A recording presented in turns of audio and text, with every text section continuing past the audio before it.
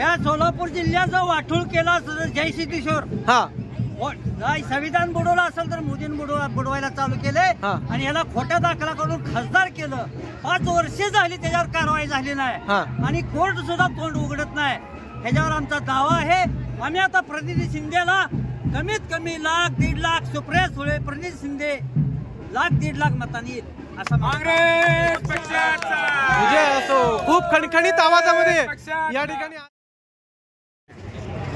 बहुत ही खूबसूरती से सोलापुर शहर के एजाज बागवान मित्र परिवार के जो है यहाँ पर पूरे सदस्य दोंडप्पा तोरणगी इनके जो है पूरा मित्र परिवार यहाँ पर आया हुआ है ताई के समर्थन में, जिनके सदस्यों के साथ जो है अभी अपन बात करेंगे, वार्तालाप करेंगे। तो जनाब पहला अपना नाम बताइए। अपना जनाब एजाज महबूब बागवान साहब। तो बागवान साहब आपको क्या लगता है कि कौन जीतेगा सोलापुर में? सोलापुर में आमदार प्रणीत ताई जीतेंगे। हाँ तो ताई है स्थानीय का है। हाँ और ताई का जो शहर मध्य में और शहर दक्षिण में शहर उत्तर में जो ताई का जो काम है, हाँ जो बच्चों लोगों का दवाखाने का काम है और भी हर चीज का ताई का काम बड़े पैगामे से काम होता है यहाँ पर।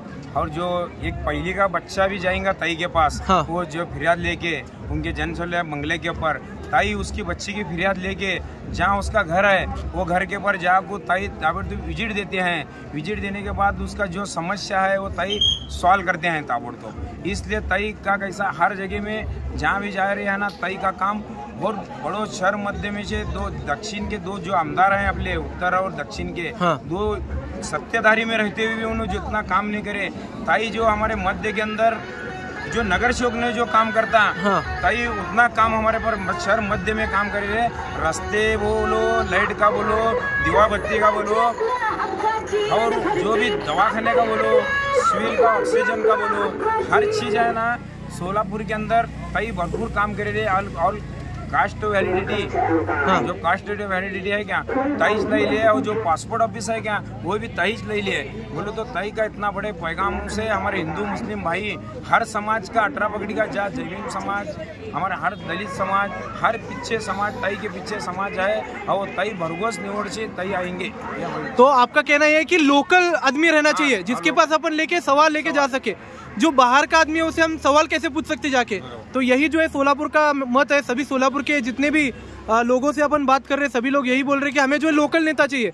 पिछले 10 साल से जो हम देख रहे हैं कि बाहर के लोगों को यहाँ पर लाकर जो है बिठाया जा रहा, जो हमारे सवालों को सुनते भी नहीं और एक बार अगर दिखाए चेहरा तो अगले निवडणूक को जो है चेहरा दिखाते। यही जो है प्रश्न है सोलापुर के लोगों का।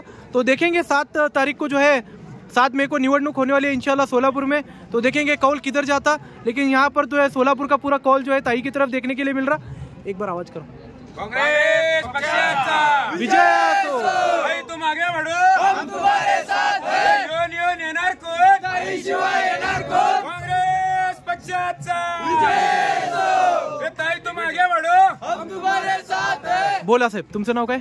माझं नाव दोंडप्पा गोविंद तोरणगी, बोगा साहेब। सोलापूर शहरमध्ये राहतो मी। हां, आपण आज मल्लिकार्जुन म्हणा आणि आपल्या सोलापूर शहरमध्येचे म्हणा आणि दक्षिण सोलापूर आणि उत्तर सोलापूरचे जे समस्या विधानसभेमध्ये ताई लढतेत, हां, या आपल्या या जिल्ह्यात 5 आमदार असून सुद्धा, हां, 4 बीजेपीचे, 1 राष्ट्रवादी अजित पवार गटाचे असून सुद्धा त्यांना तर ताईनं ऑफर दिली ते की बीजेपी वाल्याने बरोबर आहे, आपण मंत्रीपर्यंत तुम्हाला देऊ, केंद्रीय मंत्रीपर्यंत देऊ, तुम्ही बीजेपी मध्ये या म्हणून। हां. तरी एक महिला असून हां, 5 आमदार आहे समोर, त्याला न घाबरता न डगमगता ताईने संघर्ष करण्याची विचार केले आणि संघर्ष करून त्या 5 आमदाराशी लढते आहे। आणि मागील 10 वर्षाला खासदार त्यांचे आहेत बीजेपीचे। हां, बीजेपीच्या खासदारला जवळपास मला तर असं वाटतं कोणी ओळखत पण नाही या बरोबर आहे. सोलापुरात।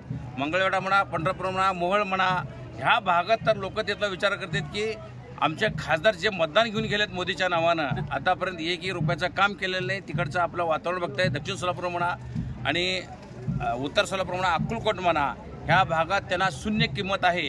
आणि त्यांच्या शून्य किंमत नसल्या कारणाने आजचा हा उमेदवार मताच्या जोरावर आणि आपल्या लोकांच्या कामावर मतं न मागता हिंदू आणि मुस्लिम आणि मागचे काय तर उभं काढायचं शिंदे साहेब 10 वर्ष होऊन गेला। आज तर मी बोलतो की जवळपास या सोलापुरात 25 वर्ष बीजेपीचे खासदार होते, त्यांचा एकही काम आपल्या या सोलापुरात दिसत नाही। जाऊन येऊन शिंदे साहेबांचंच काम दिसतंय आणि भविष्यात येणारा अर्धवट राहिलेले काम आपल्या या भागात प्रणिताई शिंदेच लढू शकते। विधानसभेत कसा आवाज सोलापूरचे गरजत आहे त्याच पद्धतीने ह्या येणाऱ्या 7 तारखेला ताई जवळपास 1 लाखच्या लीडने येऊन आपल्या ह्या संघर्ष करून आपल्या या भागातील समस्या लोकसभेत भांडतील आणि आपले काम सोलापूरसाठी आणतील, काम पूर्ण करतील असं आम्हाला खात्री आहे. काँग्रेस पक्षाचा आई तुम आगे बढ़ो, हम तुम्हारे साथ हैं. आई तुम आगे बढ़ो, हम तुम्हारे साथ हैं. तर तुम्हाला काय बोलायचं का सर? मला जरा बोलायचं. हा बोला की.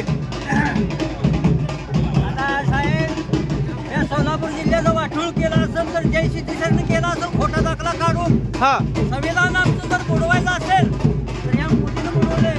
हा. तर आपण इथून पुढं हा. कधी सुद्धा आम्ही मोदीला मत देणार नाही. बरोबर आहे, बरोबर. आपल्याला काय बोलणार? तर कमीत कमी